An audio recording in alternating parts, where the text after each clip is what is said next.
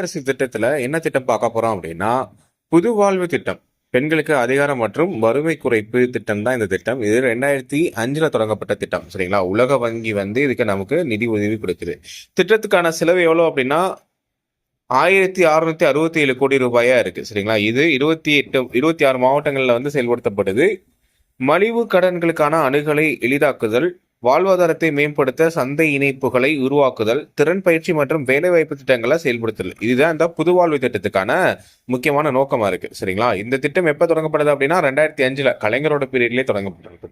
Okay, அடுத்து தமிழ்நாடு கிராமப்புற சாலைகள் மேம்பாட்டு திட்டம் அப்படிங்கிற ஒரு திட்டம் இருக்கு. இது 2015ல வந்து கொண்டு வந்திருப்பாங்க. இதுல 4225 கிலோமீட்டர்ல 800 கோடி ரூபாயில வந்து சாலைகள் இணைக்கப்படாத குடியிருப்புகளை இணைக்கும் சாலைகளாக முன்னுரிமை கொடுக்கப்படுது. சரிங்களா?